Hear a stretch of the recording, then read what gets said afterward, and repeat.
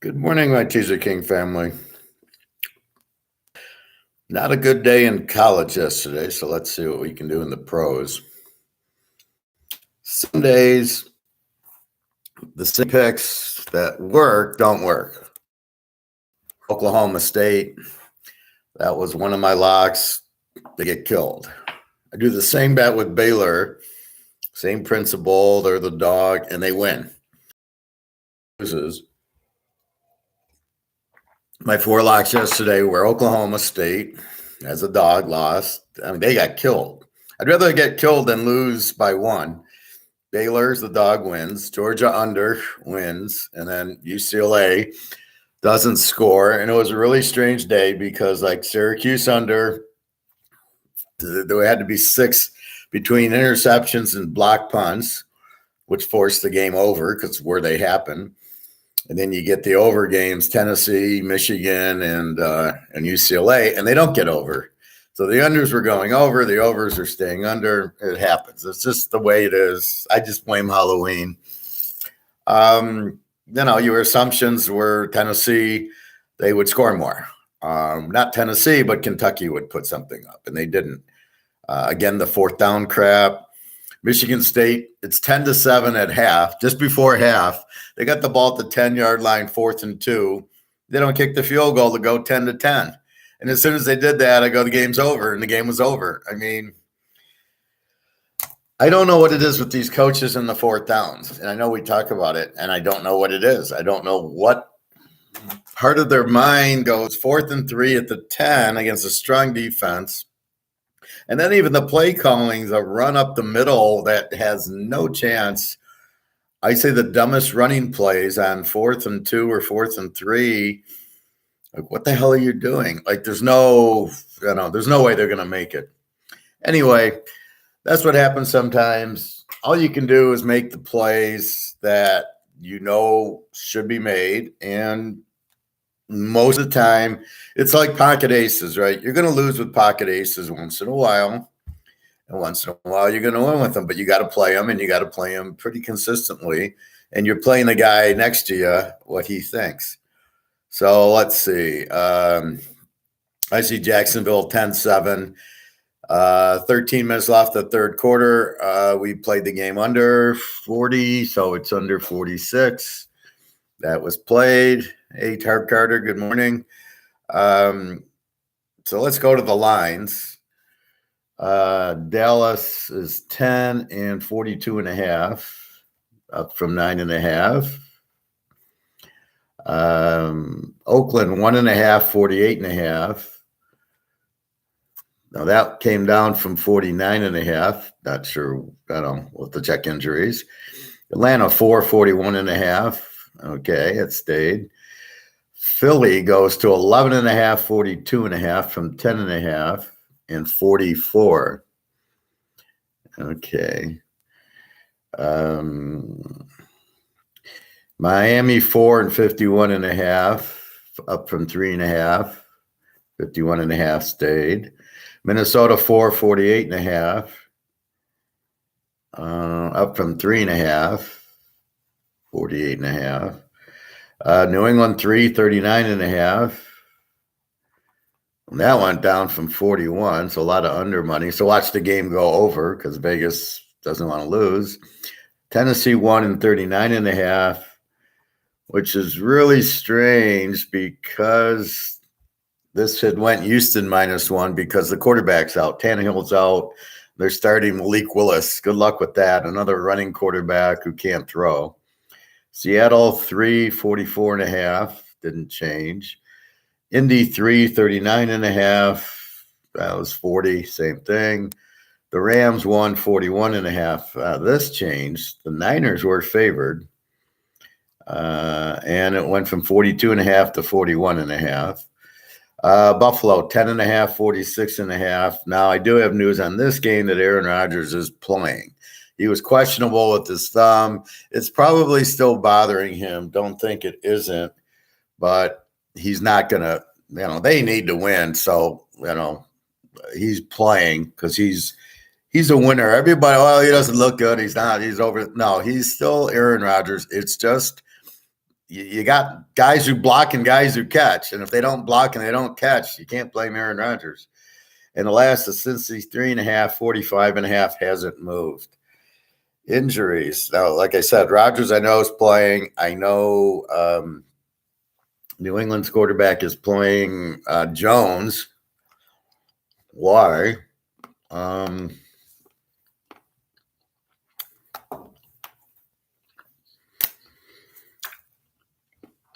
So I know Tannehill's.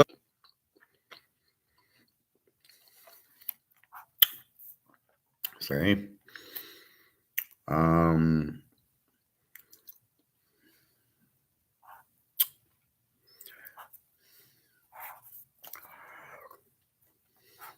When I have a bad day, I switch colors. All right, under there. Da, da, da. Okay. So let's look at the injuries.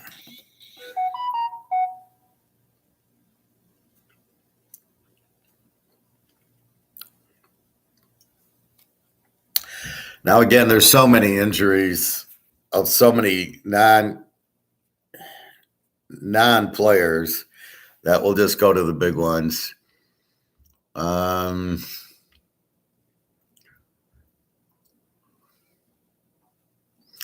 James Conner at Arizona's out with ribs.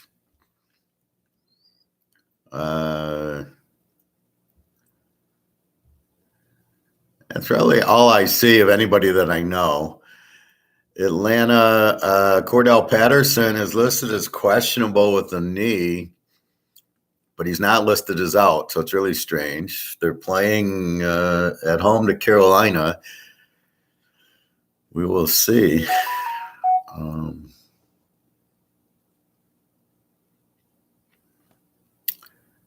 Let's see. Baltimore is already done. Buffalo. A lot of probables, so they want the game. Kumaro, the wide receiver, who I thought had broke his ankle, is apparently just sprained because he's playing. Cornerback playing. Micah Hyde, well, he hurt his neck, so he's out. Crowder, he's out with an ankle. So nothing really major there. Carolina. Corbett, the guard's playing. Who's that? God. Now, Laviska Shenault, that I know. He's a wide receiver. He's playing for Carolina. Jubba Hubbard's out, the running back from Oak State. Mayfield's probable, so I assume Mayfield's playing, which I assume is why the line went down to 4, although the over-under didn't go up. With Mayfield playing, you think it's more of an over game. Because Atlanta's an over team, right? They score and they give up. I don't know. The Bears. Leatherwood, the offensive line from Alabama, he sucks anyway. All he does is get penalties. What a wasted draft pick. Pringle is questionable, the wide receiver from Kansas City, who's on the Bears. The Bengals, Hurst, the tight end's playing, linebackers playing, defensive ends playing. Chase, mid-December with the hip, unfortunately. That was going to be a lock over for me this week. So as I said, I put it on the site, and then I had to take it off because if you bought from me today, you don't want to bet Cincinnati over. So it's not on. It's in there with if you already bet it like me, then if you want, trap it on Monday night or just stay with it. I mean, as long as Burrow's there, they're still playing Cleveland. It should still be a high scoring game, I think. Cleveland, Garrett's playing.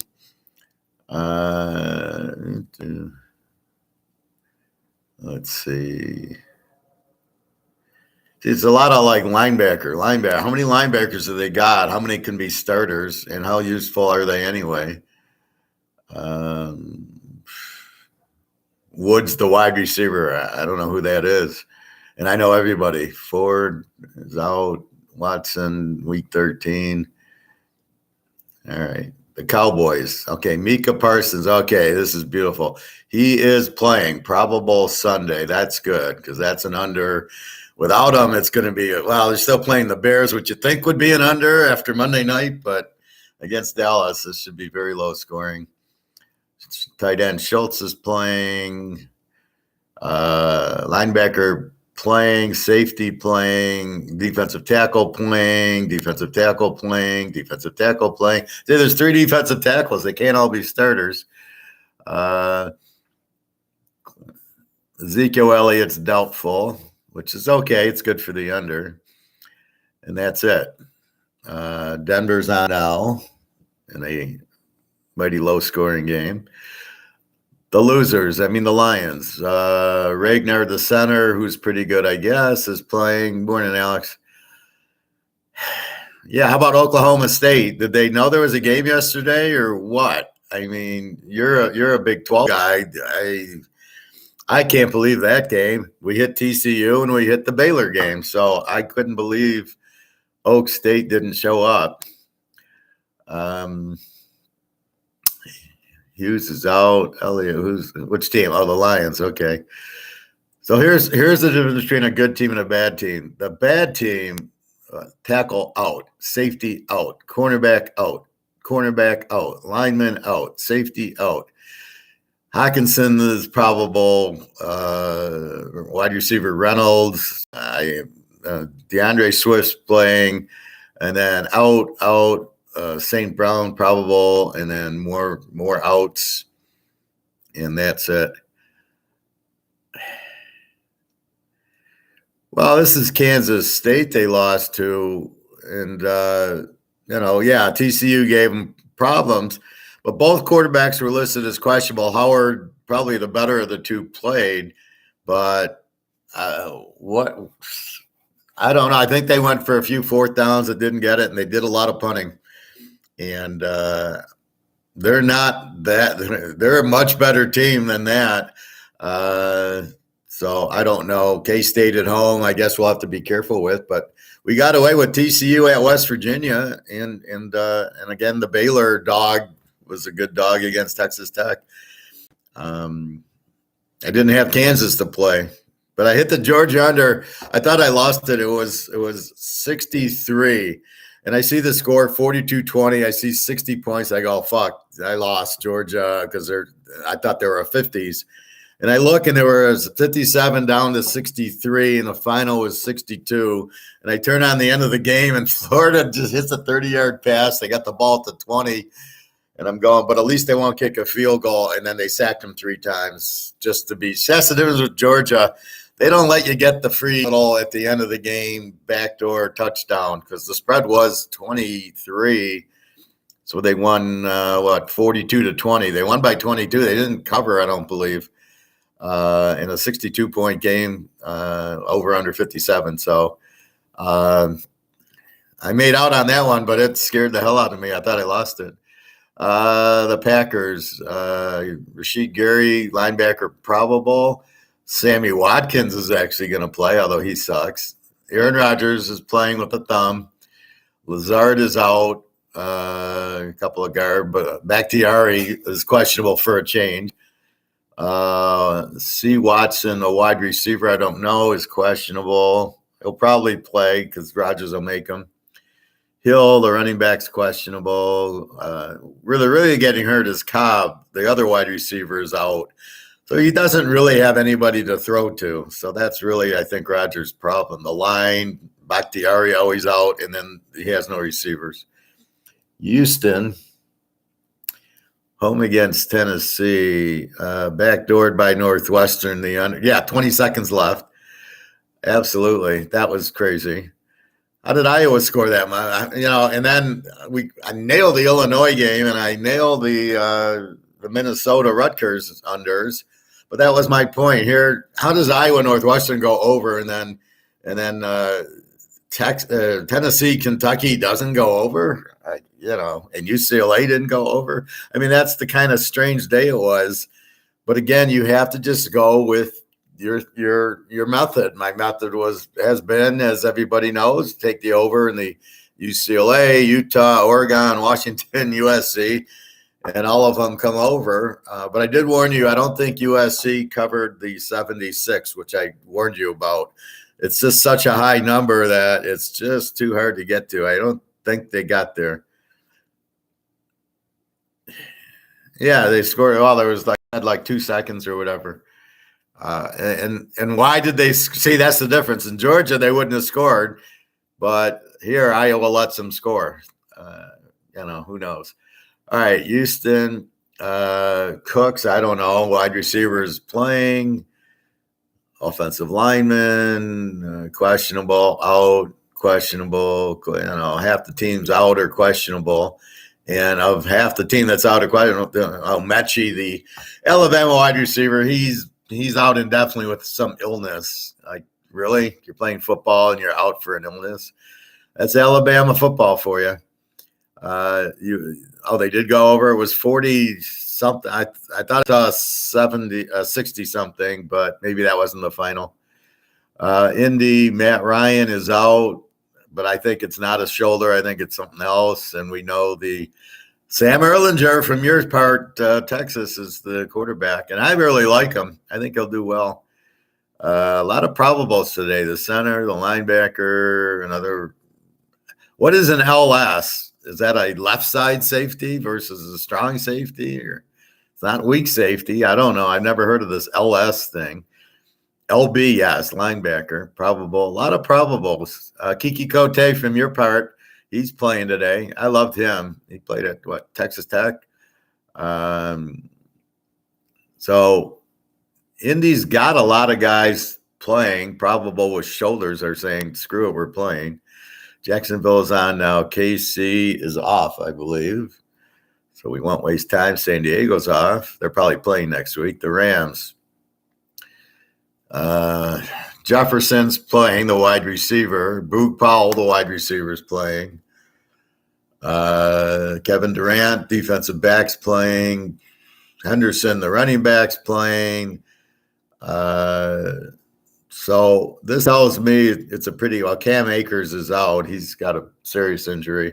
So that tells me the Rams are going to play today. And now they're 1-point favorites. And again, here's where the line kind of screws me. Had I chosen, I would have probably taken the Niners in 7. Had this been around.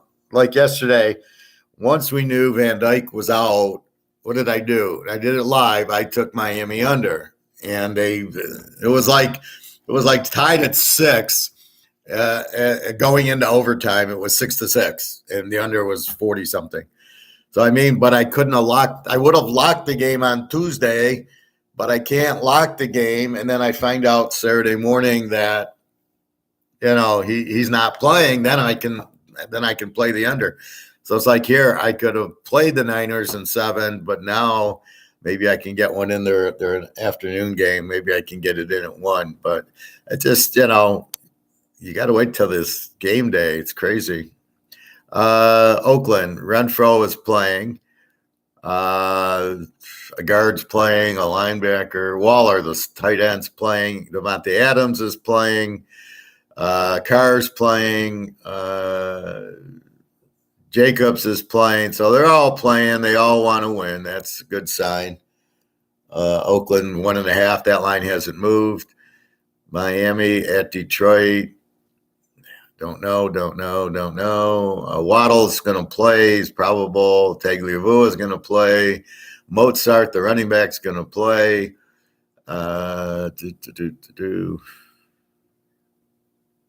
God, they got so many players on injury reserve. The Vikings, they don't have much. They got Naylor, the guy from Michigan State, the wide receiver's playing with the hamstring.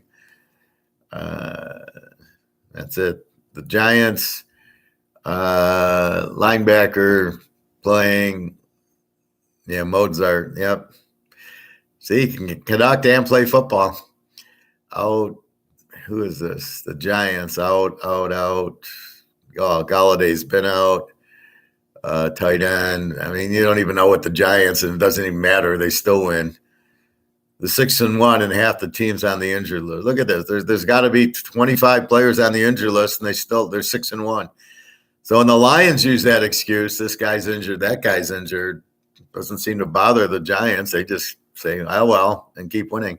The Jets, Jets, defensive end probable, safety probable. It just says S for safety, not LS.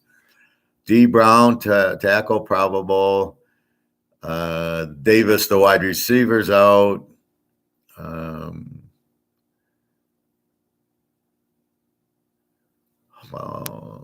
Hall got the IR on the knee, so we knew that. And they brought in the other running back from Jacksonville. New England, the greatest coach ever, but he can't handle the Bears. Okay, that's enough of him. Out, offensive lineman probable, centers out, offensive lineman probable. Matt Jones, oh boy, he's going to play. Bet against. Questionable. I've never heard of these guys. That's why I can't use it. I can say Uchi's, the linebacker's questionable, and nobody knows who that is. So just a bunch of injuries.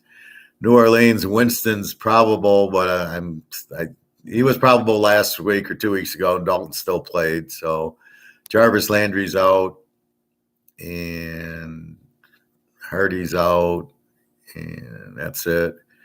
Philadelphia, see, now here's the difference. Here's a winning team. The guard's probable, tackle's probable, cornerback's probable, a defensive end's questionable, and a couple of guys were out since August. That they don't have a big list. So you can see the difference. When you're winning, everybody wants to play. And when you're losing, everybody's questionable or out. Pittsburgh, TJ Watt out. Freiermuth, the tight end's probable, so he matters. Austin, wide receiver, out, and then a bunch of outs. Okay. San Francisco. So let's see why the line moved from Niners -1.5 to Rams -1. Now we know a couple of Ram guys are playing. Seattle over. I actually don't like Seattle over because Metcalf's out, so I took the Giants. Bills over and Bills. Yeah, I think they're going to kill them, actually. The Niners. So what happened? Linebacker Greenlaw. Again, I don't know if he's a starter. Armstead, defensive lineman. So you got some defensive guys hurt. DB Samuel is out with the hamstring, the wide receiver who runs. Jennings, the wide receiver. Verrett, Croft, Kinlaw, Mosley. So is the reason the line switched because Debo Samuel is out with the hamstring. Oh, another hamstring injury. I heard a comment yesterday by Herb Kirkstreet about I think I was watching a tape, and he made the comment that the first 4 weeks were the training camp. And I just laughed my ass off that what's the point of the preseason then? Why isn't the 3 weeks of preseason, why aren't they playing? If the first 4 weeks of the year are preseason and everybody's getting hurt, what's the point of the 3 weeks of preseason where they don't play any players? I don't understand this. Then they wonder why everybody gets hurt when they're trying to rest them to not get hurt. No, Metcalf's not for Seattle. He hurt his knee. He's out. So I don't know what Metcalf you're talking about, but not the wide receiver's out. I mean, he's out with a knee, so he can't be playing. I'll get Seattle next. So maybe it's DB Samuel being out, maybe that. So we'll see. Seattle, Metcalf. Metcalf is probable with the knee. Well, what the hell? How do you hurt your knee? And now you're probably, how many shots can you take? Okay, so you're right. He's playing. Homer's playing. Lockett's playing with the hamstring. Probable. The whole Seattle team's probable. So that's the difference. Coach Pete gets everybody to play. Another probable. Couple of questionables. They'll be out there. Okay, so Metcalf, who I thought had like knee surgery and was out, Yeah, you're right. He is playing. So what the fuck?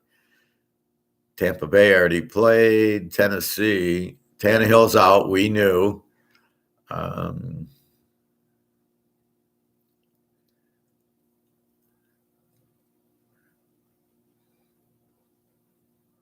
Jones, Cunningham.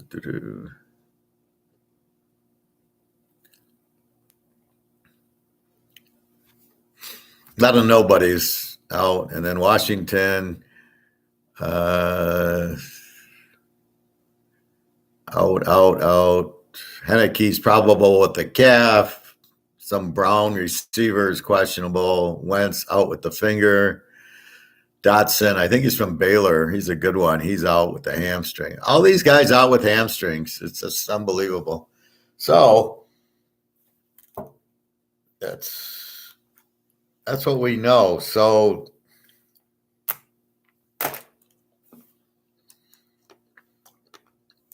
does that make you want Seattle over because Metcalf's playing 44.5 against the Giants? Yeah, probably. I like the over too, but I like the Giants too. So let's walk through it. What do we got for a score on Denver Jacksonville? So I'm under 46 in the game. And the spread is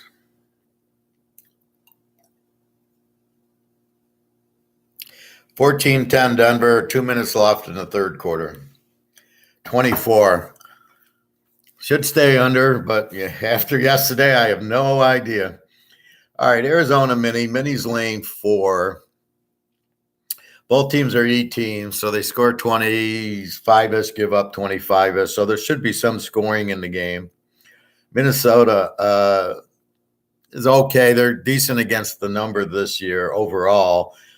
Arizona, again, as a road dog, is really strong. 8-0 the last year, the last 2 years. It's so funny with them. If they're a home dog, they're like 0-12, and if they're a road dog, they're like 12-0.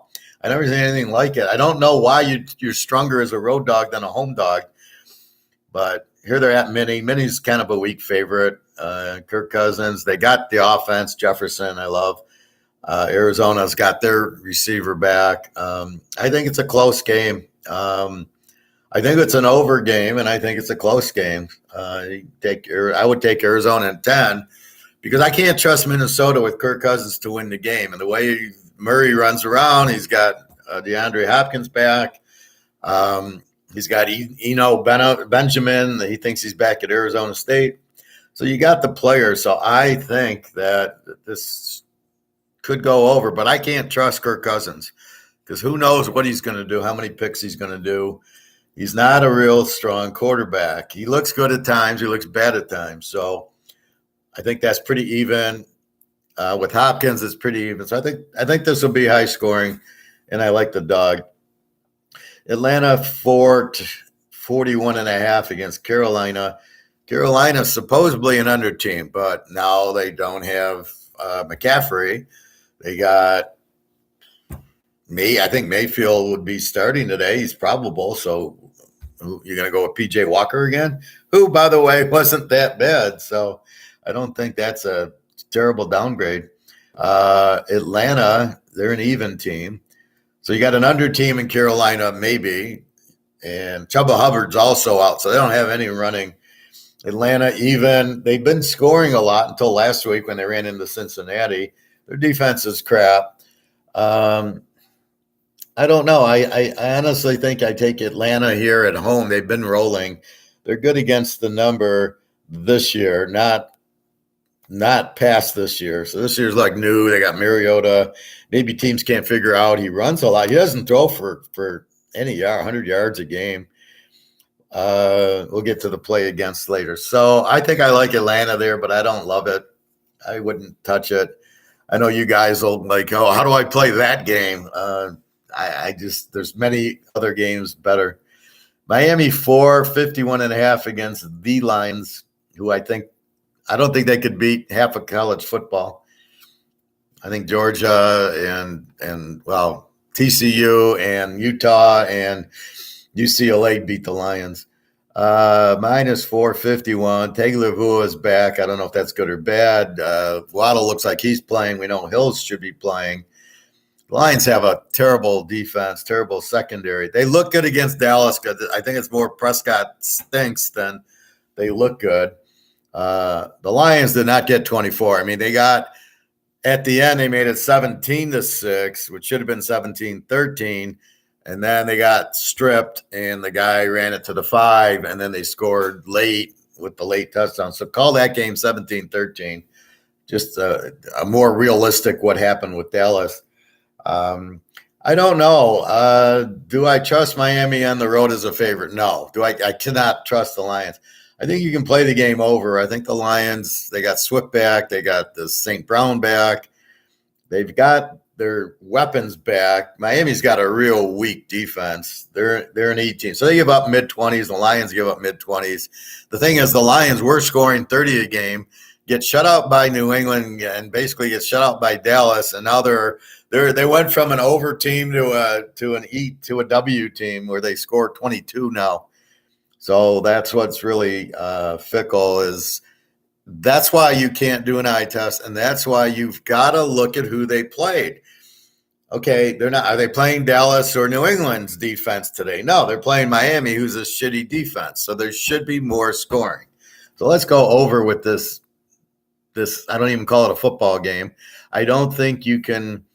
I don't think you can trust Miami to win, and you certainly can't trust Detroit to cover 10. Although knowing Detroit, if you bet Miami, they'd backdoor you. But if you bet Detroit, they don't show up. So that's the nature of Detroit. That's why we can't bet the games, because you don't know which team's showing up. And again, this is because they got bad coaching. Here's a guy, they're already talking about getting rid of him. My thought was, why did you hire him in the first place when you hired him? The guy's never coached before. Why are you hiring a guy that's never coached before? Well, he played tight end on the Cowboys. He was a blocking tight end in 2003 on the Cowboys. Whippy. Oh, that'll make him a head coach. Fuck, Magic Johnson, Larry Bird, and Isaiah can't coach. And they were the best players that ever played in basketball. But that doesn't make him a good coach. So just because you played. But this Campbell, let him go coach, Akron. Go to Akron and coach. And if you can win 5 games there, then maybe we'll hire you. This is what these guys should be doing, not, I'm going to coach at the Lions. Dude, you are not ready for the pros. He makes terrible mistakes. So you can't really – this is their problem. Goff's terrible. Their defense sucks. They don't get the defense. They had a chance to get 2 Georgia defensive players in the draft. Late in the first round, they had 2 picks. They trade them for the injured wide receiver at Alabama that probably will never play with the torn ACL. So he's got to be out at least, all this year, probably all next year. What's the point? You couldn't get a receiver from Baylor or Texas Tech in the 7th round or free agent, really? So, again, that's the Lions. That's why they always lose. They have no defense. So let's go over here. I think it's the only play. I think with Tagovailoa and Waddle playing, I think Miami lights it up. Detroit will light it up at home, whatever that means. So 45, I think that's 28-21. Yeah, I see that all day with the Detroit and Miami. Pitt, Philly's up to 11.5, over, under, down to 42.5. I can't play. I have a hard time playing an 11.5 down to 5.5. I think Philly wins. I think Pitt's going to find out like how you play them, right? Not like Tampa. They're gonna get blitzed. I think Pitt gets shut out in the game. I think Philly wins 27-0. So you can play Philly. I like the under in the game. So you go under 48 now. Where are they going to get 48 points in this game? Or does Pitt find 10? I mean, Pitt won't find 10. Philly, okay, they'll go off. They'll score 30. You got 48. So I really don't. This is kind of like the Iowa State-Oklahoma game where Pitt's just not going to score here. So I'll go under in the game. Oakland 1.5, 48.5, I believe it went down to. This is the free pick. Take the over in the game. New Orleans plays every game over. And with Andy Dalton, not a problem. Taysom Hill comes in, gets a few touchdowns for you. Oakland does not. Both teams are over teams. This is a perfect over. And we got a good number at 48.5. It's very doable, not too high. And, so I think this is a good way to play it. I don't know if I would play Oakland. New Orleans at home just plays a whole different ball game. So I definitely like them. I got to check something.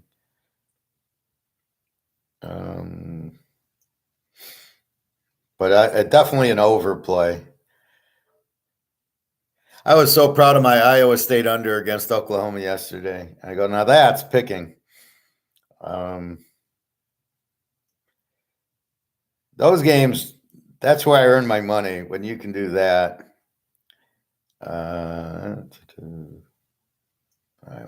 got to check one game before it gets too late.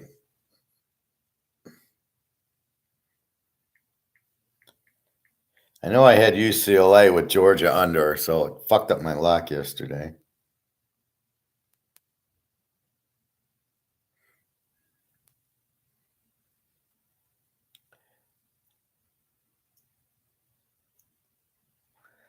So let's see.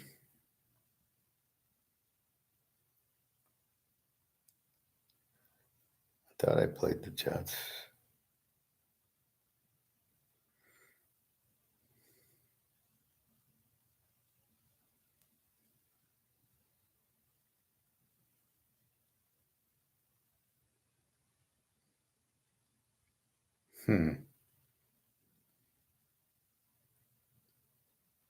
Just a second.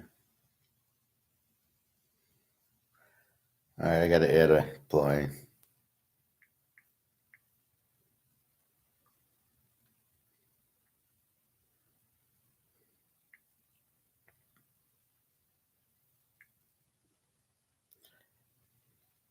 And who do I play with?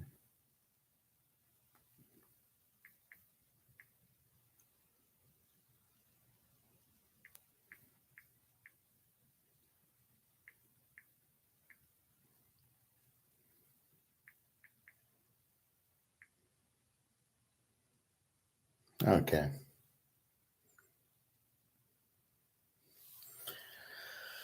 So, sorry about that. So yeah, Oakland, New Orleans over. That's the free play. Chicago, Dallas. Dallas minus 10, 40 down to 42.5. Now, here's where you can't get emotional with the Bears beating New England. If they put up 30 points on Dallas today, I don't know what I'll do. I mean, you got to be kidding me. This should be now. Parsons is playing, so I really like the under in the game. Again, it's hard to play Dallas -4. The Bears in 16 with Fields against Dallas. Now, this game will be very low scoring, so I like the game under. I think it's the only way to play it. Both teams are under teams, which means they don't score a lot and they play defense. So this is the way you have to look at the game. Obviously, we have to bet it before. We can't bet it after. And so normally the Bears don't score, and then you get them. What happened on Monday night? It's just a fluke, but you have to stick to your points. Against New England, a running quarterback bothers them. Lamar Jackson, Fields, if they play Arizona, Buffalo probably. However, if you play a pocket passer, they play them very well, like the Rams and other teams, the Lions, obviously. So that's what you need to do for every team, and that's what I'm working on is who plays Philadelphia well is going to play Arizona well, and that's why when Philly played Arizona, it was a close game because Arizona's seen the running quarterback because they got one in practice. So to them, it's not a big deal. To other teams like the Lions had all sorts of trouble with Philly, so they're going to have all sorts of trouble with all these running quarterbacks. Although they did play Lamar Jackson pretty well. But see, that was with the other coach, the Patricia. So again, this coach has no idea. So That's what you have to figure out. So you got to just play each game individually. We had pocket aces last time. Now we're looking at king, queen. What do we do with it? It's not pocket aces. It's not the same thing. Dallas is not playing Detroit. They're playing Chicago. Chicago's not at New England. They're at Dallas. Whole different team.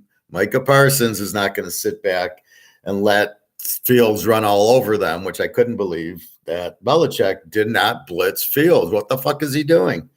I mean, it's so easy. These running quarterbacks, just blitz them. They can't make a decision. He can't read a defense. If he can sit back there for 5 seconds like they weren't even rushing him, of course he's going to hit receivers. If you blitz him, he doesn't know how to read a defense. Come on. That's Ohio State's problem. They don't teach how to read a defense. So they look good at Ohio State. But then when they get into the pros, here comes a blitz. They don't know how to, they just read the guys in the box. They either run or pass because of the guys in the box. Well, you can't do that in the pros. You've got to read the blitz. You got to read the defense, who's open.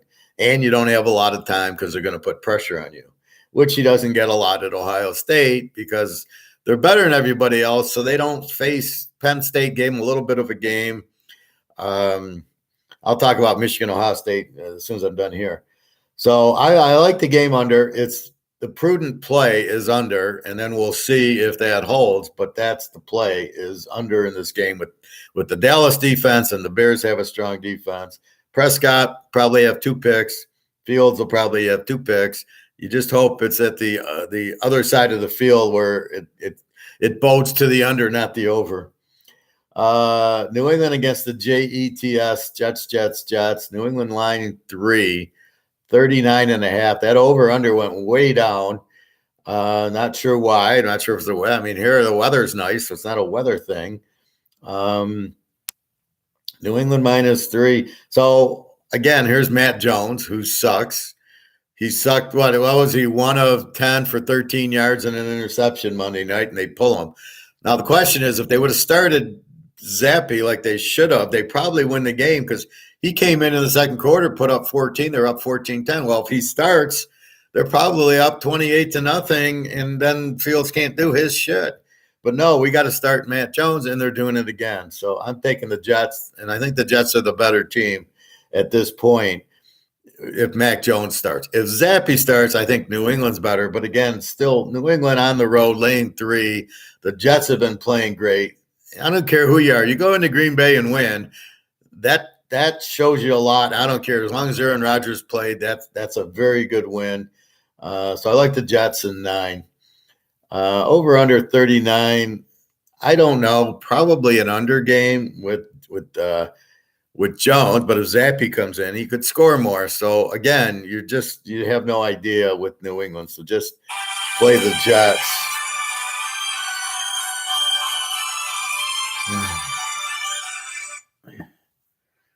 Okay. Tennessee won over Houston. Now Tennessee doesn't have Tannehill, so over under 39.5. So I initially had the game over, but now I went under with it because of Tannehill being out, and they're starting Malik Willis. Well, how do you play Malik Willis? The guy wasn't very good at where was he, at Liberty, right? He was a good runner, but they lost to some bad teams last year because he sucked. So I don't see. Here's my point: he's not good in college. All of a sudden, he's going to be good in the pros, really. So there should be a lot of running with Henry. Houston Mills sucks. They're an under team, and Tennessee's an under team. So Tennessee's going to run. This is going to be like Navy, Army Navy, right? They're just going to run the ball with Henry. Houston has Mills. How much can they score? Tennessee's got a good defense. Houston's defense is a little bit weaker. Their offense is very weak. So don't expect much. This should be 17-7 type of game. Maybe Houston scores a little bit on them, but Tennessee with Willis is not going to score in this game. It'll be low scoring. So go under in it. Seattle 3, 44.5 to the Giants. Now, as Metcalf is playing, I do like the game over because Seattle scores. The only reason I liked the Giants was he wasn't playing. He's out with the knee, and all of a sudden now he's probable. Like, how many needles did they give him today? So I still like the Giants as the dog in the game because they've been playing well. I take it to like the Green Bay game in London. That's about what you got. But I do like Geno Smith and the receivers. Now, I don't know with Seattle. They played Arizona to a 19-9 game. What the hell is that? What about Wake yesterday? Well, that was 8 turnovers. That's what it was. That's the problem when, we bet Hartman. How can you call 8 turnovers? You can't. That's how you lose. That's why I prefer the defensive teams over the offensive teams, because the Hartmans can have, now I don't know how many interceptions. I think he had 3. They have 8 turnovers. Not like Louisville's all that good, but when you have 8 turnovers, but he didn't have 8 turnovers against Clemson. He didn't have 8 turnovers against Florida State. So again, that's what I'm saying. It was a weird day yesterday. Let me get back to it. So I like the Giants. I still like the Giants in 9. I think the way they play, got a very good defense. And as I just said, I got to play the defense over the offense. So that would, I think you can go over in the game or take the Giants. I don't think you can take Seattle. They're not a strong home team. They're not a strong home favorite, which is surprising. You think with the 12th man, they'd be undefeated there. They're not. They're not very good as a home favorite. The Giants are a good road dog and have been playing well. So I like the Giants in the 9 here, or you can go over. Indy 340 over Washington. 2 under teams. Now you got Erlinger, the Texas quarterback, and Alex can tell you all about him. I know he's good. He was very good at Texas. He scored a lot of points. He could run and pass. He's much better than Matt Ryan, I believe. I don't know why they traded for Ryan and why they didn't play Ellinger last year over Wentz, because Wentz sucked. So that's my point with these coaches. You got a guy, Ellinger, who looked good at Texas. As bad as Texas was, they offensively were very good. This guy was a very good quarterback. So you're sitting there and you're wondering, why aren't you playing Ellinger? And now finally they're going to play him and he'll do well. And that's my point. So without, I like him. Washington's got, Henneke. I like Henneke over Wentz. I don't know. See, this is what I don't get with these guys. They keep going back to Wentz. Philly let him go because he sucked. Even when he was good, he really sucked. He really ran the ball. He wasn't a good passer. Goes to Indy. He sucked, but they make him the starter. Now he goes to Washington where he sucks, but they make him the starter. And again, he gets hurt because he runs, because he doesn't know the slide. This is what I'm warning you about Josh Allen. This is going to happen to him. Look at Mahomes. He got hit. He got his knee hurt once. He slides. Russell Wilson, he slides. These guys, the smart quarterbacks, even Aaron Rodgers, he slides. He doesn't take a hit. So the smart quarterbacks get down and slide because they know they get that hit. So Wentz keeps getting hurt. Wentz is useless. I don't understand. What is he, from North Dakota State? We're supposed to play him? Like, that's a big deal. So I like Heineke and I like Erlinger. Now it's Erlinger's first game, so he's got to have a little bit of time. Although Zappe in the first game and Herbert in the first game. See, when you're good, the first game, you're fine. You go, boom, this is what I'm supposed to do. And Erlinger sat there all the last year, so he should know what to do. I think he'll have a good game this week. I think this is actually an over. It's 40-34. Well, both teams are under, so it's confusing, but they're unders with Wentz and Ryan. So you've got now you got to switch your whole thought, because are they under teams with Heineke and Ellinger? Well, last week, Washington 23-21 with Green Bay with Heineke. So they're a different team. So if we take that as a 44, here it's a 40. I honestly like this game over, even though they're under teams with the other quarterbacks. And that's where we all get fucked using the statistics. Well, it says they're an under team. Yeah, but that's with this quarterback. Now they got that. That's what this coach, now we got a new coach. So when you do the Lions stats, it's every 2 years you got a new coach who's never coached before. So you just keep betting against them as a road dog and you keep winning. But that's the problem. So you don't have a new coach. You got a new quarterback for both. Well, Heineke's played before, so I'm not worried. I think this is a good over, actually. 34 seems very low. I think you're going to get a good game from Ellinger. He's very good. All right, the Rams and the Niners. So Deebo Samuel's out for the Niners. Bosa's playing. I didn't see him on the injured list. The lines moved from Niners -1.5 to the Rams -1. Over-under dropped to 41.5. I like the under in the game, and I did like the Niners because they'd won they're like 8-1 against them. So does Deebo Samuel matter? Now here's where he's more critical that he's out than Garoppolo. I don't know. The Rams, I'm sure they're upset, but they're just not very good right now. They get a few players back. Jefferson, the receiver, and a running back. You still have Stafford, who sucks, and Garoppolo's worse. I just think this game's an under game. I think both teams are under. I think losing Deebo Samuel cannot help, is going to take points away, and they still have a strong defense. So I like this game under. It was 24-9 the last time, and I don't see a lot changing except for maybe the Niners don't get to 24. Probably a team game, 17-14 or something. I think the dog's good here. I don't know that the Niners have their number because their defense knows how to defend Stafford, and I think that hasn't changed. I know they've had some injuries, but I see Bosa playing, so I just think this will be very low scoring. Green Bay, Buffalo. Buffalo, 10.5, 46.5. Green Bay is an under team with Rodgers, although the last few games they've been scoring. So it was, like I said, Green Bay 23-21 to Washington. Buffalo was off. They had beaten Kansas City the week before.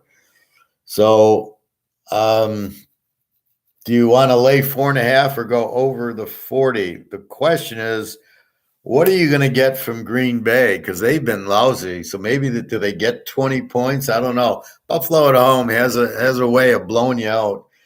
I don't know if Green Bay can handle this. Now, you can say backs against the wall. Hello, Greg or John, or I don't know what to call you, Greg, John, whatever. Hello.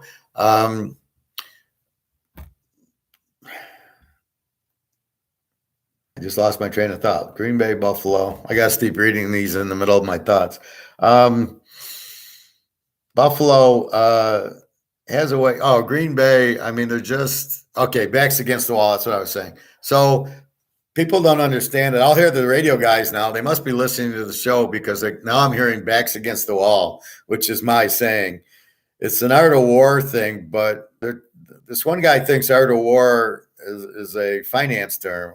One of my finance guys is saying, they all read the Art of War. The Art of War is a military book, and it's used in football because of that. It's not used in finance. It's about strength and weakness. He thinks it's about misdirection. It's not about misdirection. It's about strengths and weakness. You attack the other team's weakness, and you stay away from their strength. That's all it is. That's the art of war. So in this situation is Green Bay. So in the book, it says the backs against the wall means here comes the army. They're about to kill you, right? This is war. You're in a war. Here's the army, and they've got you up against the wall, and you're going to die because they've got nowhere to go. And that's when you really get the adrenaline going because you're about to die, and then you really fight hard because you're dead. And so when you're near death, that's when you fight the hardest. And that's true in football to the proper teams. The Lions, you cannot ever say their backs are against the wall. You can say it, but there's nothing they can do about it. It'll work maybe with, like everybody was saying, Tampa's backs against the wall. No, they were against the wall against Atlanta. Then they go lose Pitt and Carolina. They can't do anything about backs against the wall. Once you're a lousy team, backs against the wall only applies to Kansas City, Buffalo, Cincinnati, and we used it with Cincinnati. They lost their first two back against the wall for week 3, and they killed the Jets, I believe. So you've got to be a good team to do it. So if Philly were to lose 2 in a row, their backs would be against the wall. I would bet them. Dallas, I would bet them. Mostly the Niners. Are the Rams back against the wall? Probably, but there's really not a lot they can do. This is probably a tease the dog and play it under type of game. Green Bay, Buffalo, it's as much as Green Bay's back's against the wall. Well, wait a minute. They lose to the Giants, so their back's against the wall at home against the Jets, but they lose that. Then their back's against the wall. They go to Washington, and they lose that. So they've lost to 3 pretty mediocre, average teams. Let's call them E teams, right? Okay. So what the fuck are they going to do with Buffalo? Oh, their back's against the wall. They're going to play well? No, they're going to get slaughtered, I think. I just don't see that Green Bay has neither the line, the receivers, or the defense to do anything here. Buffalo beat Kansas City, so they're on a up.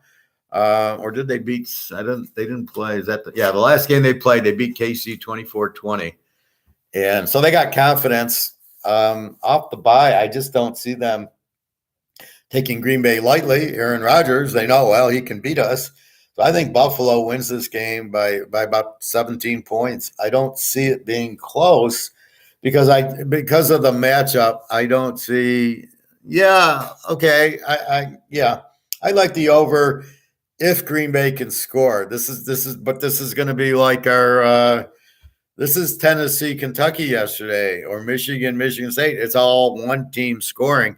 I don't know how Green Bay gets 17 points. Buffalo's got an excellent defense, and Green Bay's receivers can't catch. And he doesn't have time, and he's not a big runner, and he's got a hurt thumb. So I don't know where they're going to find 17 from, to tell you the truth. A normal Aaron Rodgers, if he had Devontae Adams, I'd take the 16 in a heartbeat. But in this game, I can't take Green Bay seriously that they're going to score enough to get to the over. So I like Buffalo laying 4.5, which I hate, but it's still under a touchdown. I just don't. I think Green Bay was a good team, but this year, Green Bay, Tampa Bay, there's problems, and just stay away from them. Tampa Bay should never have lost to Baltimore, and it wasn't even close. And here, Green Bay, I just don't see that they're, what's their problem? Well, part of it's their coach is lousy. Part of it, the receivers haven't replaced Adams. And then there was the one receiver who's injured, who was decent, who I can't remember. So that's their problem, right? So how does that get fixed? Well, they didn't add a receiver. That's their problem. So you have Aaron Rodgers with no receivers. It's not going to help you. So really that's the issue. So I just don't see how Green Bay scores a lot in the game, which kind of makes me not go over in the game. Buffalo, strong defense, could easily just, like I said, they might get to 38, but I don't know. The Green Bay gets to 7. So the over under 46.5 is 40. So if it was a normal team, you go, well, 24-20 is a winner and they'll get there. But I don't even know you can count that. I think Buffalo can get to 24. I don't know that Green Bay can get to 20. So again, you've got to see it what it is. Green Bay is an under team. And for them to be an under team means they don't score. So what did they do? 22 against the Giants, and they scored 27-10 against the Jets. They scored 10 points against the Jets, and then last week they got 21 against the tough Washington defense without Chase. I mean, that's the problem. They're not scoring. What do you think they're going to do at Buffalo? And Buffalo has a tendency of blowing you out like they did against Tennessee, like they did against Pitt. When they smell the meat at home, they just blow you out. So you might get over, and if you do, it's because Buffalo got you there, got you 40. But I don't see Green Bay doing a whole lot. And that leaves us Cincinnati 3.5, 45.5 against Cleveland. Now, I had locked this game over. So anybody who bet with me, I took it. I removed it because I didn't want, if you bought today, to play this game locked over after Chase's injury Thursday. Normally, I don't play the game because normally what will happen is Chase will be questionable. and then I'll just wait to hear it as I did with Van Dyke yesterday. And by the way, SMU looked good, and Mordecai didn't play, and they still lit it up against whoever. So the SMUs always have good backup quarterbacks. So without Chase, I took it off of my play. But I say if you already bet it, and I already bet it over. If you bet it over, you can either keep it, and I still think it'll be high scoring because Burrow is the key. Or if you feel like it and we win the first half today, then just trap the game. So go under straight. So where I'm over 41, I can then play under 45. And I can't lose because one of them's going to win.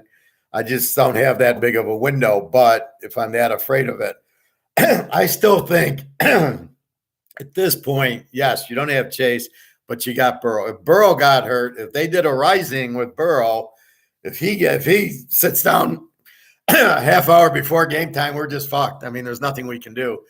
But otherwise, I still like the game over because Cleveland just is a very – with Chubb, if they get into the red zone, they score touchdowns because you got a running back. And that's what's critical. These teams that pass the ball 4 times at the 10-yard line and wonder why they didn't score because there's no room.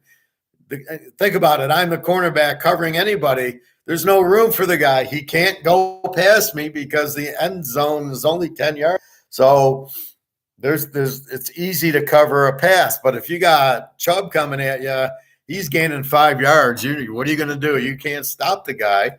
He's going to gain 5. Give him the ball 3 times. It's a touchdown if he needs 3 times. That's the difference. So Cleveland is a very good over because of Chubb. Burkett is fine, and and their defense is pretty weak. Cleveland's an over team. They score 25, 30 points. They give up 20, probably 25 points. Cincy, we know, with Burrow is scoring, and then their defense is getting much better. They played that 20-19 game with Baltimore, but Cleveland's a whole different animal. It's usually a higher score. If we look at Cleveland last week, I had them over against who'd they play? Against Baltimore, 23-20. That was one of my over plays. Over-under was 46. So I played it over 40, 23-20. And that's basically what you have here. If I get a 23-20, and that was with Baltimore, then that's 43. So Baltimore did it, and they don't have a receiver like Chase. So that's what I'm expecting here. 23-20 will win. Will win the lock, even though I've taken it off. Now, if you want to play that over that strongly, go ahead. The lock just means we're playing it stronger. We have more confidence in it. So today I have 1, 2, 3. I have 4 locks, not including the Cincinnati over. It was a lock. It's gone. I've replaced it. So basically I had another 2 teams in a lock already. And the original lock with Cincy over is now locked with somebody else. So let's talk about yesterday. What the fuck happened? So it was one of those days. I had Michigan State over. Michigan runs the ball like they're freaking Navy. I'll tell you, Michigan, Ohio State's going to win that game by 100 points. Michigan's terrible.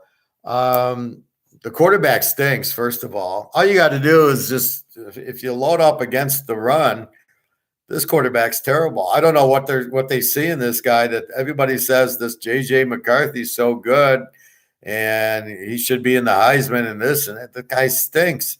He runs a little bit, but that's all he does. He reminds me of like Lamar Jackson. Well, no, I shouldn't insult Lamar Jackson. He's not that good. He runs the ball a little, and then he can't throw. Or all his throws are these 5-yard passes. He's like Tagliabue, kind of, but he runs a little bit better. It's all 5 yards to the tight end or the backs. He can't throw the ball deep. When they get down to Ohio State, they can't run because they're down. They're in trouble. I think Ohio State can stop Corum. And if they stop Corum, you stop Michigan because they do not have a passing attack. So They were better with last year's quarterback. He was a good quarterback. He didn't run, but that's not what you want. You have a running back. You want a quarterback to throw to the receiver so they beat Ohio State with the other kid. What the fuck are they doing? So they switch him. They say the other guy's got a leg injury. I doubt that very seriously. But, okay, let's say he does. You got to be kidding me. So if Ohio State's under 7, I'm going to lock it -1, -2 at Columbus in a revenge game. Now, Penn State had them pretty good yesterday. They had them. It was pretty close, middle of the fourth quarter, and it wasn't under. I wasn't going to get my over. I bet the game over. I wasn't going to get there. And then bing, bang, boom, a couple of pick sixes and another turnover. And that's an over. And that's the whole key to over-unders, the turnovers. Notre Dame, Syracuse. We lost that. And I watched it in the whole way. Middle of the fourth quarter, block punt, an interception. The Syracuse quarterback gets hurt. We haven't heard that one. So I lost the Utah quarterback, and I lost the Syracuse quarterback. I got lucky with Utah. Syracuse would have been an under if the guy stays because he's not going to throw these interceptions. The backup was terrible. So he throws 2 weak interceptions, which lead to touchdowns, and they had 2 block punts. What the fuck? If Syracuse just punts the ball out of there, it stays under. It never would have got that high, but there was like 3 touchdowns in 2 minutes late in the fourth quarter. But if you need that, like in Michigan, I needed that. No, you don't get it. Tennessee, they did what they did, but Kentucky, where was Kentucky? They scored 6 points. The basis of the Tennessee over was Florida put up like 30 points on them. And, Alabama put up 49 on them. They don't have a great defense. They got a great offense. So I knew they'd score, but I didn't. I didn't know if Kentucky, they're a pretty good team, but they didn't. I don't know what happened with their offense. Levis played. I can't figure it out. It's just one of those things. Normally, if I would have played Tennessee, Kentucky would have covered the 11.5. So it's just one of those things. Those were good. It was a good overplay. UCLA doesn't get there. Again, it's turnovers. It's this fourth down bullshit. Oh, like Michigan State, it's 10-7. It's before half. They're at the 10-yard line and it's 4th and 2 or something. And the guy is not kicking a field goal. And the play he ran was a counter play. And there was 4 Michigan guys waiting for the running back and he lost 3 yards. Okay, why are you going for it? Oh, we're being aggressive. And of course, the analyst is now, that's the right move. What are you, insane? So they're all spoon-fed to say that because nobody's really saying, what the fuck are you doing? You should be kicking a field goal. Because when I played, if it was 4th and 3 at the 10, we would kick a field goal 100% of the time. I don't understand that. I really don't get the best pick. You got to pay for that. I gave you a free pick, was the New Orleans Oakland over. But I got 4 locks going if you're interested. www.teaserking.com. And $75 for all the picks today. I noticed some guys, it's $50 and they give you 1 pick. And they don't explain it and you don't talk to them and you can't get the understanding. Anyway, how do you not go on 4th down?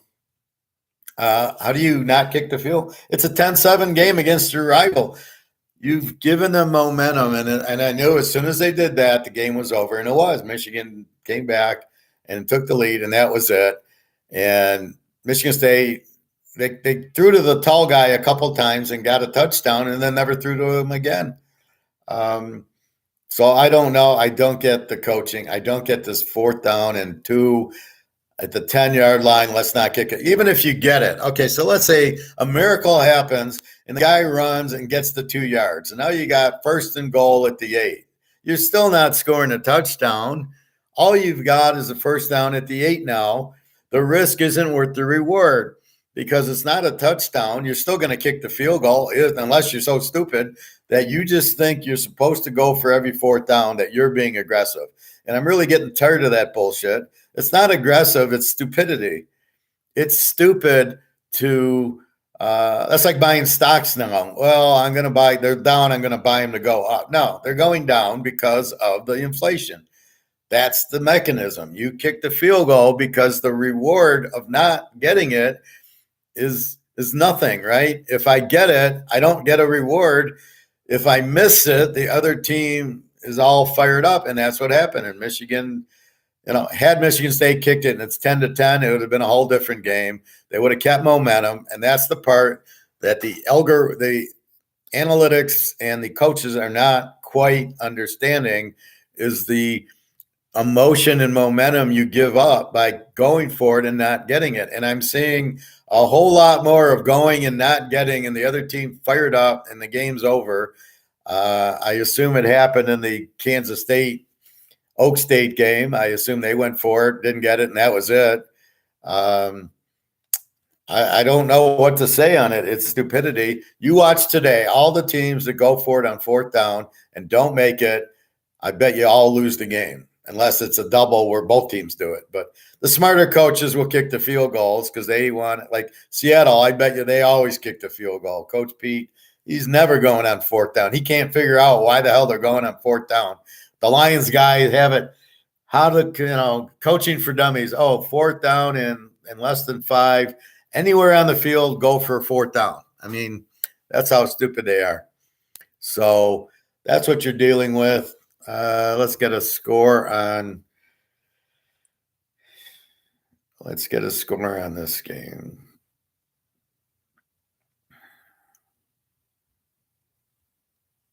Hello. Okay,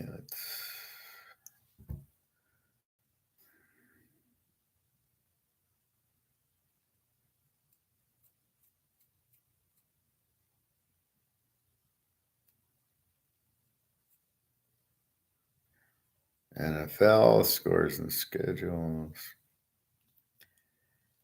Denver's up 21-17 with a minute left. That's a 38. We are under 46. Even if they give up a late touchdown, well, Denver's got the ball to Jacksonville 35. I assume taking a knee for a negative yard. So Denver looks like they're going to win, and it's going to keep it under. And again, I go back to, why was Jacksonville favored in the game?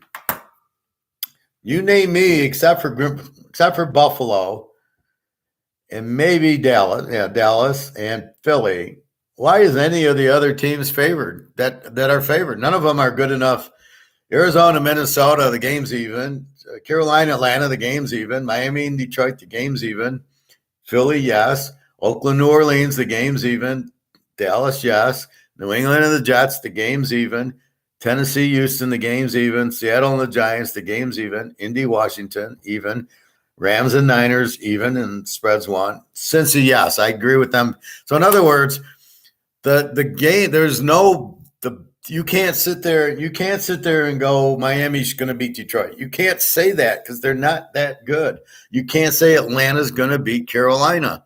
This is pro football, and this is my point. So there's very few teams that are favored that you should bet on, and that's what my point. So here you could have bet Denver. I bet the under, and Denver's winning the game. Looks like they'll win 21-17. They got the ball, probably taking the knee, or Russell Wilson's doing jumping jacks in the aisle. There you go. So we're off to a good start with this game under, and then off you go. So again, it's all dogs. I mean, as I say, the only real favorite, and that's why I go over under a lot, because I can't tell you the winner because it's so crazy. Like Tennessee, Houston. Tennessee's favored. Why? They don't have their quarterback. Why are they favored? Is Houston really that bad? Well, Houston went into Jacksonville at 1. Houston played Chicago well, who sucks. But how bad is Houston? And would you be surprised if Houston won? No. And that's my point. So I can't bet on Tennessee, but Houston sucks. I can't bet them. So then I go to the over-under side, and that's where I'm telling you Tennessee's an under team, strong defense. Houston's an under team. They don't score a lot with a pretty decent defense.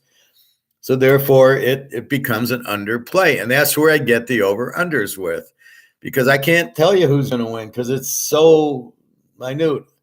I can tell you the Giants are probably a live dog. I can tell you Arizona's a live dog. It's even. Take those teams. The Jets I like is a live dog. But when I get to Buffalo, Green Bay, I ain't touching Green Bay. So I like Buffalo there. But that's the thing. Cincinnati, Cleveland. Is Cleveland a live dog? Probably without Chase they are. Again, I went over on the game, but probably they are. So there you go. Denver, Jacksonville. I couldn't tell you. I couldn't trust Denver. I didn't know if Wilson was playing. So I went under, and the under looks like it's going to win. So that's what you have. So that's what we have. So let's review Arizona, Minnesota. I like the dog and the over. Atlanta, Carolina. I guess I like the dog. Miami, Detroit. I like the over. Philly, Pitt. I like the game under. Maybe Philly -5. They should kill them. Oakland, New Orleans. Take the dog, but we're playing it over. Chicago, Dallas. Like the game under. New England, the Jets. Take the dog. Tennessee, Houston. Take the under. The Giants, Seattle, I like the dog and the over because now that Metcalf is playing. Washington, Indy, I like it over. The Niners, Rams, I like under. You could take the dog. Buffalo, Green Bay's Buffalo. And Cincy, Cleveland, I like the game over because Chase is out, hurts it. But I still think Cincy's the better team there. As long as Burrow, that's a key injury. So that's today's slate. Yesterday was very unusual college for me. I've been going like 15-2 every week. It's been unbelievable every week. And then I run into this shit. Oak State as a dog loses. TCU wins. Iowa State under wins. That was our free pick. Miami under wins. Minnesota under wins. Iowa, Northwestern. I get screwed with 2 seconds left. Northwestern scores. How the game was even that high. Georgia under. I thought I lost it. I see 42-20, 62. I go, oh, I lost it. Then I look at the line was 57. I was under 63. I won it, which I couldn't believe. I don't play Oregon, Cal. Oregon covered, so I would have won, but I didn't play it. Illinois, Nebraska under win. Wake Forest just had one of those games where they didn't show up. They had 8 turnovers. I mean, how do you know? But I bet on Hartman. Navy over I had. I was very proud of that one. Cincinnati I had as the dog against UCF. The Tulsa SMU over I had, but without Mordecai, I didn't play it. Had he played, they still went over with the backup. USC Arizona was a winner. Tennessee, Kentucky over. We don't miss by a lot, but we miss. It just Kentucky didn't show up for some reason. I was shocked. Michigan State over 46. I can't get there. 40. I think it was 46, and they don't get the 40. Michigan State gets. So what threw me there is Michigan State put up 20 on Ohio State, and they put up 38 on Wisconsin, who's a little bit weaker, but still with usually a good defense. I thought they could pass for more yards, and they were terrible. Again, had they made it 10-10, I think it would have been a different game. Baylor, that was a lock, wins. Georgia was a lock, won. Oklahoma State was a lock that lost. North Carolina, I have that wins. And UCLA over 57, and they don't get there. 38-13 or something like that. 51. They didn't miss by much. But they only scored 38. They've been averaging 45 to 50. Stanford's been getting in the 20s, so that was a little surprise. Probably those let's go for it on 4th down. So overall, it wasn't a terrible week, but I get disappointed. And I get disappointed for my customers when I lose 2 locks. That was really frustrating to me because Georgia, I thought I lost. So when I won Georgia, I go, well, UCLA, that'll save it. And I lost Oak State, but I hit the Baylor game. So I was really Oklahoma State really shocked me, I think.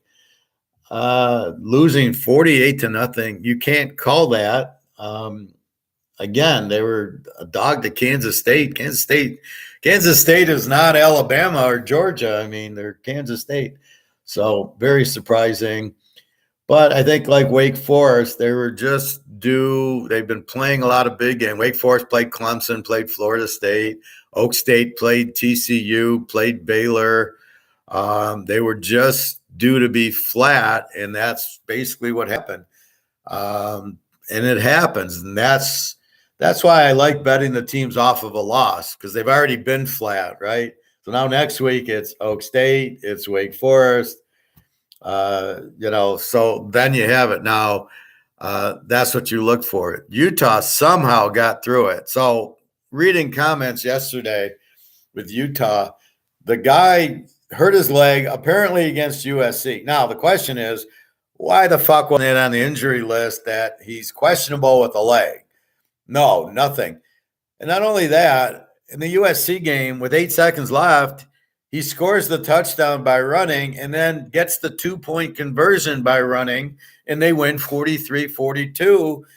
With 8 seconds left, he's healthy. He just ran it and dove into the end zone. Now, did he get hurt on that play? But why aren't you talking about it? Why did he even practice in the pregame? Now, maybe he was testing his leg out, but and then I heard Fox was really pissed, or whoever did the game. The first play, they were all, oh, look at it's Rising. He's a great quarterback. And they're looking like Rising's not out there. So even they didn't know he wasn't playing. And I don't get that. And the coach is trying to say, well, Rising just decided not to play. What the fuck? A half hour before the coach doesn't know? That's like the coach of the Houston Astros saying, well, I didn't know they were using signals. Come on, man. You're the fucking coach. You can't hear them banging the garbage can? And they're still banging it, and you're just sitting there like an idiot going, well, I didn't know they were still doing it. Are you managing the team or not? Are you a manager? So now he manages the Tigers, and he sucks. They should fire him. They never should have hired him, because obviously he's a liar. He obviously knew. You could still hear the garbage can being banged, and I still don't have a problem with it. You steal signs. I played baseball. If I was at second base and I saw it was a curveball, I'd signal to the batter it's a curveball. So I don't get what the hell the problem is. You can do the signs. You do it in football. If you see the guy do this or do that or anything, and you can steal the signs in football, oh, this is a pass, this is a run. They do that all the time. If there's one team that does it, if they're stacked in, they run, and if they've got 4 wide receivers, they pass. So just based on the formation, you know if they're running or passing. So what the fuck's the big deal stealing signs? I don't get that. Anyway, so when the games come on, I'll start doing college for next week. I don't know. I'm very confused. How do you not lock Oak State getting points from Kansas State? I would do it 99 times out of 100. Spencer Sanders played. They didn't have any big injuries. So as far as I'm concerned, it was a good call. So I don't get, it's just one of those games, right? It's just, that's it. Tennessee, Kentucky didn't score. It was one of those games. Maybe Michigan has it. Michigan's hard to get a line on, because the only team they played was Penn State, because they played the week non-conference. And then in the Big Ten, they played Maryland. And they haven't really played anybody. So finally they played Penn State, which maybe showed you who they are. And then Michigan State, who sucked. And I just find that they're gonna play. It's just one of those things. I think Ohio State kills them. I think at Columbus in a revenge game, please give me 7 and under. It's a lock -1, because Ohio State, they're not going to run the ball down their throat, and they can't pass. Michigan does not have a passing attack, and you cannot win one-dimensional. That's what I scream about with Lamar Jackson and in the pros. You cannot win one-dimensional with a running quarterback. And I don't even know how good this guy is at running. He didn't really impress me. Like I go, wow, look at this guy run. So that's what I take out of it. So it was just a weird day in college. There's nothing you can do. It's not a bet I made that would I take Wake Forest? Absolutely. Would I take Oak State? Absolutely. Tennessee over. They're over every game anyway. Maybe the only game I would have not taken is Michigan over. But laying 22, they didn't cover that either. They won what 20, what was it, 29 to 6, 28 to 6. So they won by like 22, 23. So it's not like they really covered, they maybe covered by one. In a teaser, they cover. But in these rivalries, Michigan State wins it all the time. It's very hard. I would have taken Michigan State in the 28 had I had to play the team, but they're so bad that you can't do that. So really, that's what you got. Maybe I should have locked North Carolina or Arizona State. I didn't really play against the Z teams. So if we look at the Z teams, Florida International actually beat L Tech. And Connecticut actually beat BC. I have it as an under. I don't play it, but it's definitely there. Arkansas killed Auburn. Where's your other Z teams? So New Mexico State and Mass, 2 Z teams, 2 teams with weak offenses. And actually, it did stay under. I thought it would be an under game. Again, I didn't play that. But again, those maybe are the games to play. These teams with terrible offenses, where are they going to score from? Let's see, other Z teams. Colorado State, Boise, I think, buried them. And Arizona buried Colorado, and that was kind of a low one. And Wyoming, I think, beat Hawaii, who's a Z team. So, sometimes you get away from what you should be doing, which is just betting against the Z teams or tease. Like I more tease the dog, but I have so many different methods. Probably the Wake Forest game I probably shouldn't have played because it wasn't teasing the dog. And Louisville has, a decent defense. That's probably the only game I could have gotten away from. Cincinnati was a live dog. USC, the Baylor was a live dog. Yeah, I mean, that was probably it. Michigan, the Michigan over maybe, but I didn't know their defense was that strong. And then I thought Kentucky would score more. I couldn't have got away from that one. So most of them were the right bet. They just didn't pan out, which happens. So we'll see today. Again, we'll whip through it one more time. Again, Arizona, Minnesota, dog and over. Carolina, Atlanta, I guess dog. Miami, Detroit, go over. You can't trust the dog there. Pitt, Philly, go under. Oakland, New Orleans, go over. And you could take the dog. Dallas, Chicago, go under. New England and the Jets, tease the dog. Tennessee, Houston, tease the dog or under. Probably more under. It's hard to trust Mills. Seattle Giants, tease the dog and over. Indy, Washington, tease the dog and over. The Rams, the Niners, tease the dog and under. Buffalo, Green Bay, Buffalo. And Cincy, Cleveland, I like the game over still, even without Chase. Not as strong, but with Burrow, I still got to, Cleveland will score, which makes Cincy score. They've had they've had 3 days to digest Chase. If it happened today, it would have been hard. But that's it. Best pick. My best pick, I got 4 locks. You're getting the free pick, which is Oakland, New Orleans over.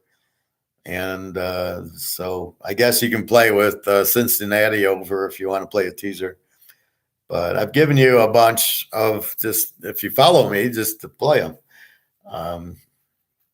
Anyway, so that's how I see it. Did a final in this Denver game.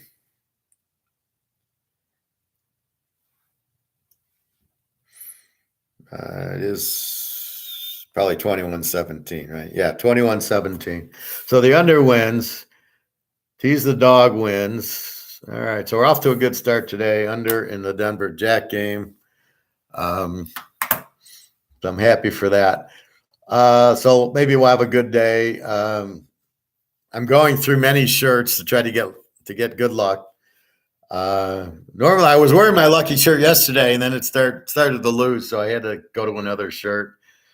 We got Halloween coming up and a lot of funny games happen Halloween. A lot of upsets happen. And that's why I play a lot of over-unders. And really, who do you trust? No, that's what Oakland, New Orleans. Yeah, Oakland's going to win. Maybe New Orleans very strong at home. So you don't really know, which ends up with what happens. So went to the gold and silver store yesterday. He had buffaloes in, so I bought 10 buffaloes at $24 an ounce. He had a lot of silver. He had zero gold. I've never seen him with no gold before. He had none. Not a maple leaf, not an eagle, not a they're being bought out. So people are buying. I showed you the other day that the Pakistan gold ounce went from 1,800 to 151,000. So gold is starting to move, and that's what I expect to happen here. I didn't expect 151. I expected 50, but it certainly could be 100,000 an ounce. They're collapsing the dollar. See, the U.S. thinks they got it, but Saudi Arabia wants to join the BRICS countries, which means they're going to take other currencies, which makes the U.S. not. And you can see what the U.S. is doing. They are trying to blow up their currency. Everybody thinks there'll be this digital currency. There won't be, because the banks still control everything. So the banks aren't going to not want to have money. They're going to want money. So there won't be a digital dollar. And that's what's happening. So again, they had silver, they had no gold. I don't see Bobby Bow here, so he'll probably look.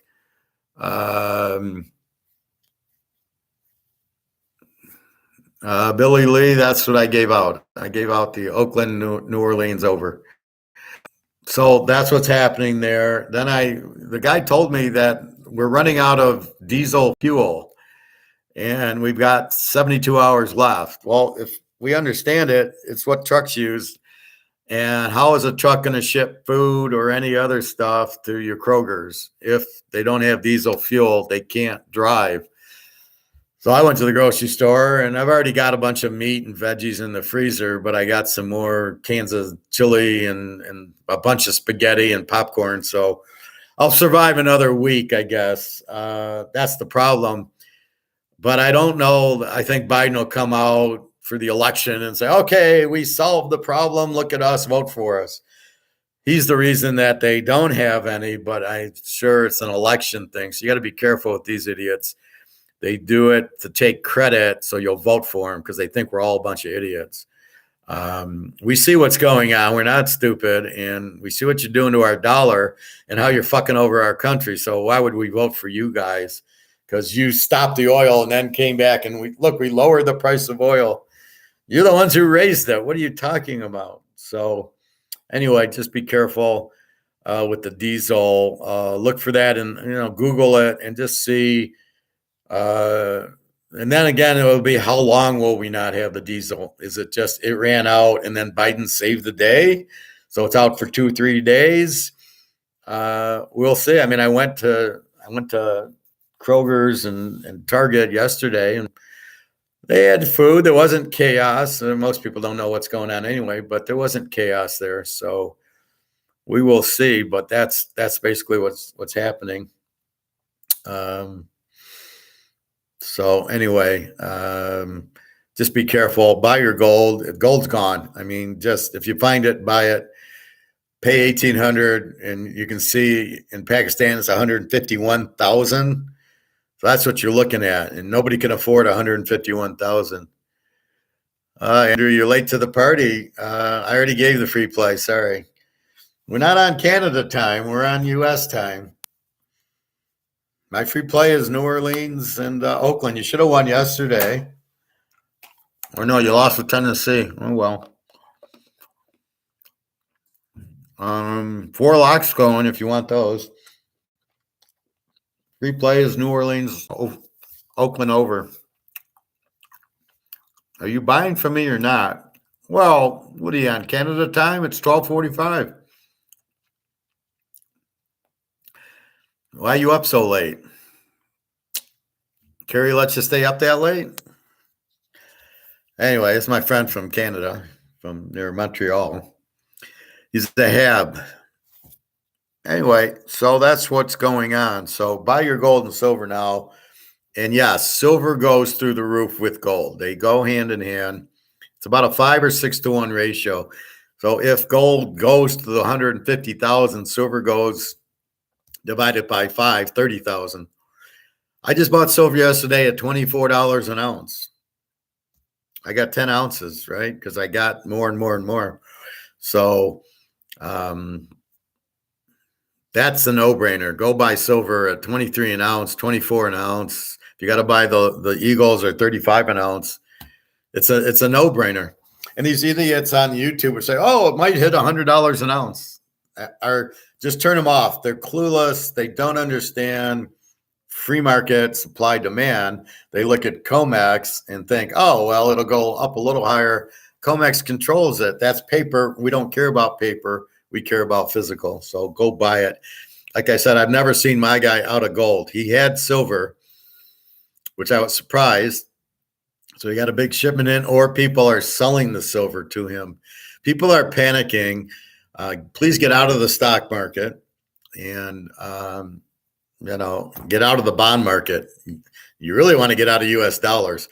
So the biggest reason to get rid of your to buy gold and silver is to get out of this crap, right? This is paper. That's all it is.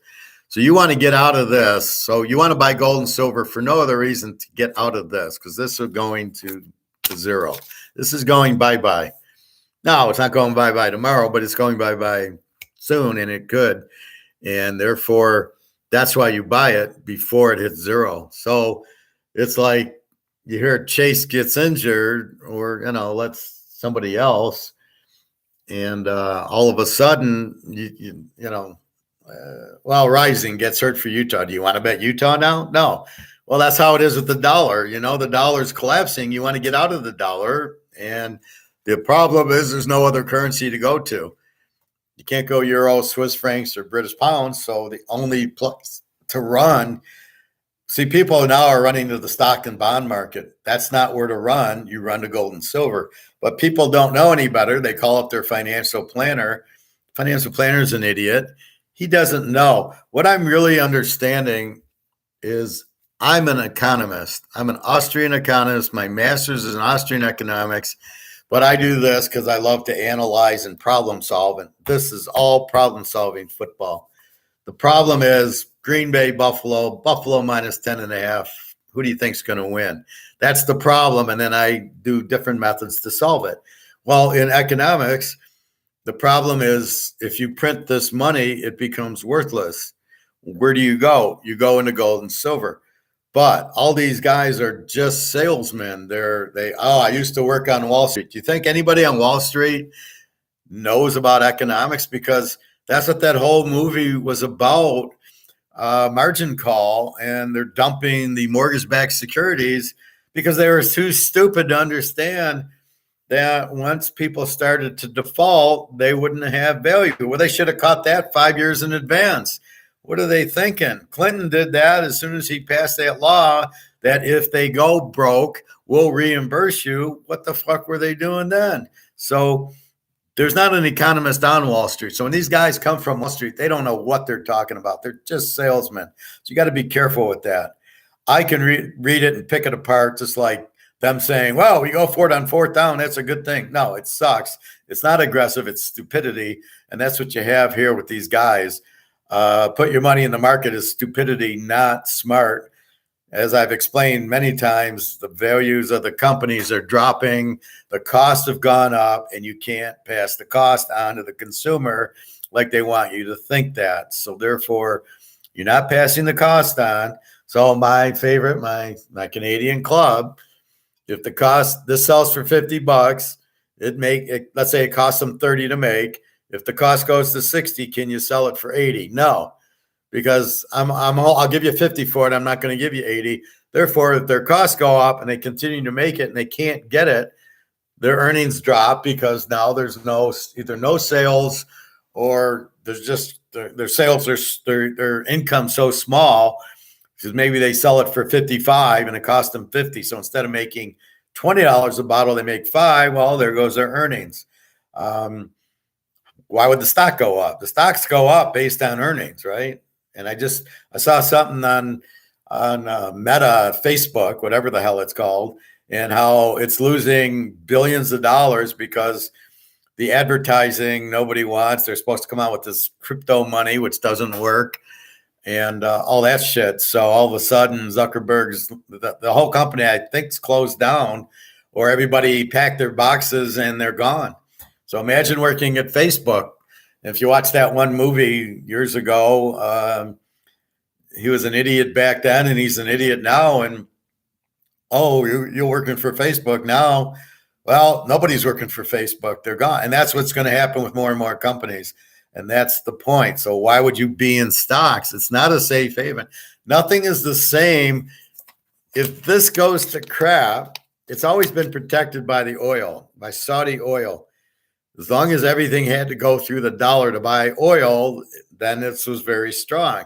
But Saudi's saying, fuck you. And now they're going to Russia and China saying, we'll take any currency. So this goes to zero because it's not the reserve currency anymore. It's happening, just not official, or, there's hushing, but that's what's happening. So therefore, it's going to zero. So the whole thing collapses. So the only way out is gold and silver, because that's real money. And everybody, you can go to Pakistan, and that's what the owner of the coin store yesterday, I told him it went to 151. And he says, can we go to Pakistan and sell it for 151? And I go, I don't know, but I had the same thought. I should go on a plane to Pakistan with 2 ounces of gold that I paid $1,800 and go get $300,000 with it. That's what I'm waiting for. So now again, I looked at it. It's like 220 to $1, the Pakistan dollar. So let's say I took 1 ounce, I'd get 150,000, and then I'd have to divide it by 220 because it would. I'd have to get it back to U.S. dollars if I wanted in U.S. dollars. But I don't want to sell the gold because I don't want U.S. dollars. Now, what am I going to do with the U.S. dollars? I'd buy more gold if I can find it. So I'd probably just buy a shitload of silver if there's no gold. Anyway, all the central banks own gold. That tells you to buy gold because what the fuck are they doing it? And keep in mind, there's an owner of the central banks, not the country. JP Morgan owns the Fed. Okay. Who do you think owns the Euro central bank? It's George Soros or his boss. It's the Germans who own a lot of that.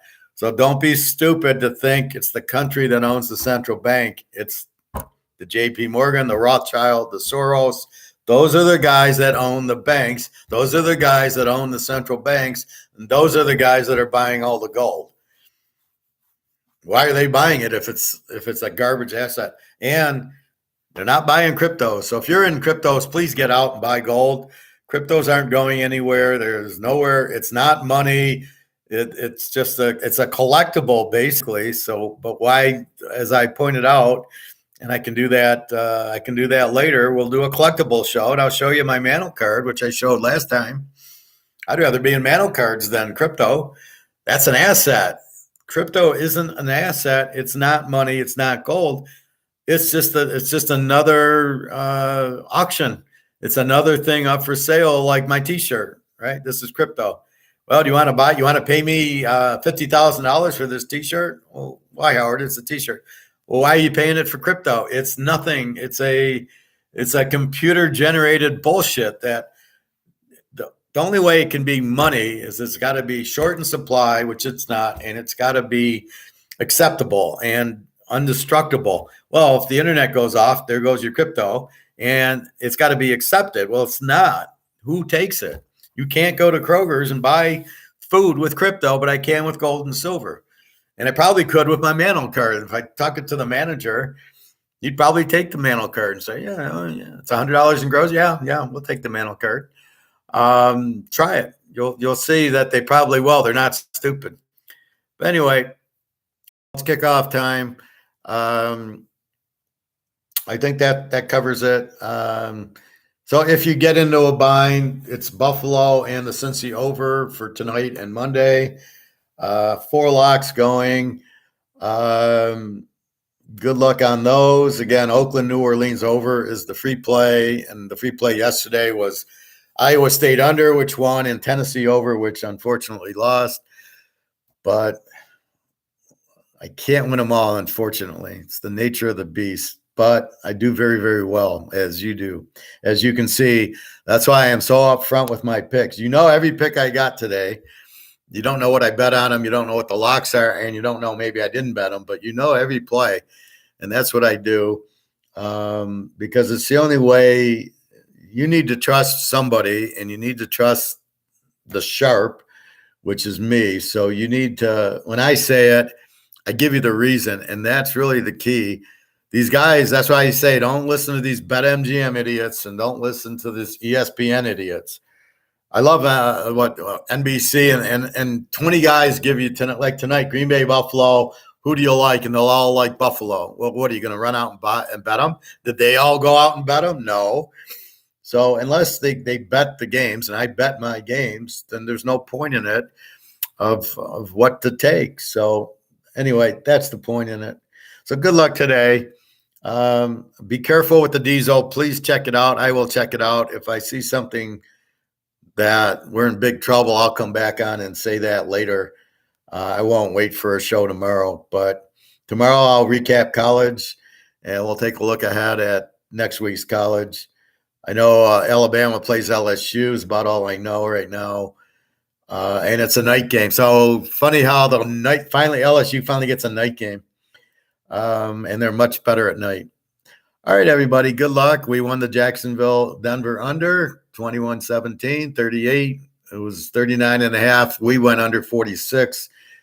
We bet it at 40 to under 46. So we're already 1-0 today. So good news. All right, everybody, have a great day. www.teaserking.com. You get my email. You can ask questions, comments, anything you want. You can buy a package.